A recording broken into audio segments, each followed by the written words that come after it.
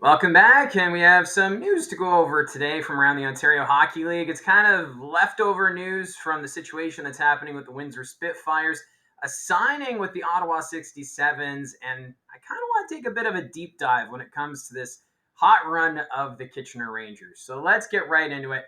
First things first, the Windsor Spitfires announced this week that they have relieved Jerrod Smith of his duties. That was Monday night, and it's been a disappointing start to the season for that team. And then yesterday morning, I didn't get this in the news, but Andy Delmore issued his resignation. He was an assistant coach with the Windsor Spitfires. So the team right now in a bit of a free fall. They're on an 8-game losing streak, bottom of the Ontario Hockey League standings.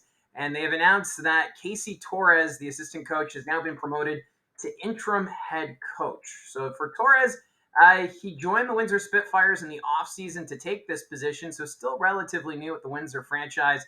For Torres, he's never held a head coaching job in the professional ranks or major junior ranks. However, he's been an assistant coach with the Kingston Voyageurs in the OJHL, so that's Tier 2. And he was also an assistant coach with the Hartford Wolfpack in the American Hockey League. So he has that professional hockey league experience, just not as a head coach, but with this team the way it is, it's worth a shot. Give Torres a chance to see if he can turn this around with the Windsor Spitfires. They're going on a road trip this weekend, starting with Peterborough on Thursday night. Those pesky Petes, they have been something else to start this regular season. Top team in the Eastern Conference. So not a great start for Torres, but that could be a trap game for Peterborough and a chance for maybe the Windsor Spitfires to show what they're capable of, and maybe they can turn their season around or at least snap this losing streak because it's been pretty rough. But at this point, not really sure who the assistant coaches are going to be. Maybe GM Bill Bauer will take over, or Bowler rather, will take over as an assistant coach for the time being. Not really sure, but right now, just a lot of question marks when it comes to the Windsor Spitfires organization. It almost feels as though the first round loss against the Kitchener Rangers last year kind of threw things off with the organization. I don't know if it's a confidence thing with the team or just maybe chemistry.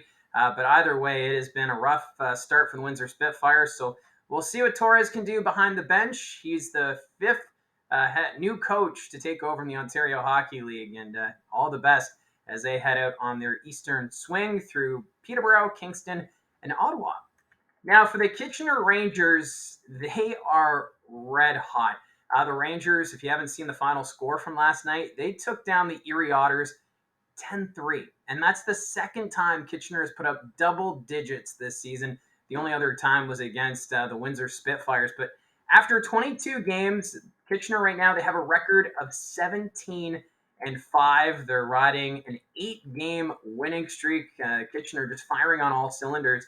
And so what I wanted to do is look back at some past Kitchener teams just to compare how this team is to others. And first, 2018, that's the last time the Kitchener Rangers won the Midwest Division title. In that year, after 22 games, they were 14-6-2. So this year's edition, a little further ahead than what we saw in 2018.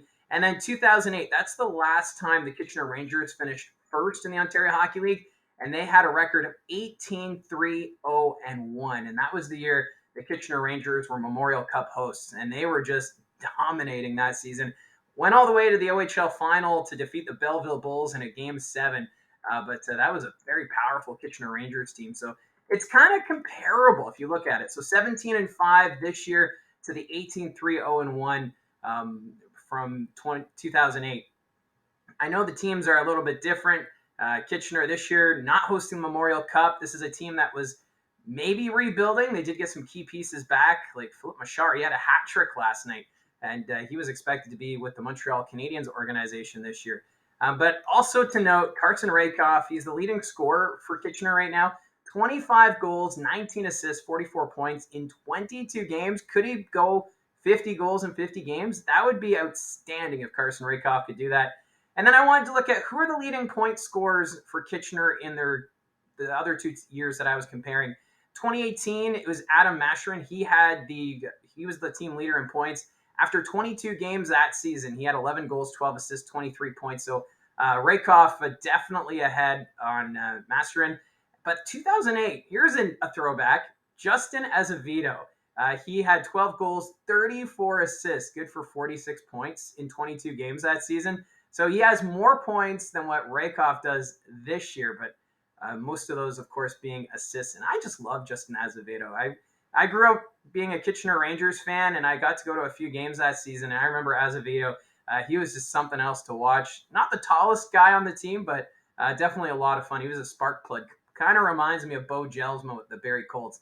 But I just thought it was interesting comparing what the Kitchener Rangers are doing right now to a couple of past teams, because this is their best start to a regular season since 2008. And that Kitchener Rangers team in 2008, here's some of the names just to go down memory lane a bit. They had Michael Bodker, Nick Spalling, Nazem Kadri, Matt Halischuk, and Yannick Weber. So that was a strong team. And then you look at the lineup this year, and there's still some big names on the Kitchener Rangers this year. So we'll see how far Kitchener can go. But they have been something else. They've got a 3-3 coming up this weekend. They're at home to the Owen Sound Attack Friday night before traveling to Guelph and Flint. So do they extend the winning streak to 11 games? Time will tell. But if you're a Rangers fan, you must be pretty excited with how the year has been going so far. It's kind of like looking back to 2008 with that run to the OHL Championship. And just also wanted to touch on a signing which was announced maybe an hour ago. The Ottawa 67's signing goaltender Jaeden Nelson. And Nelson, a young goaltender, he's from the Ottawa area, so a hometown boy signing with the Ottawa 67's. He's been playing with the Navan Grads, 14 games. He's got a save percentage of .917 and a goals against of .261. So some pretty good stats for Jaeden Nelson.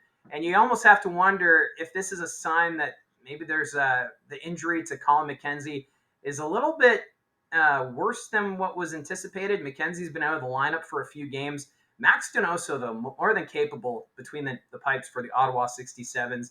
But with Nelson, maybe he'll get some action this weekend. As I mentioned earlier, the Windsor Spitfires, they're in Ottawa this weekend at the end of their road trip. So maybe that's a game that Jaeden Nelson can make his OHL debut. But time will tell. But still exciting stuff where you can sign with your hometown junior hockey team. So those are the news items for today. Let me know in the comments section down below your thoughts on the situation in Windsor, or even what are your thoughts about the Kitchener Rangers and the battle in the Western Conference.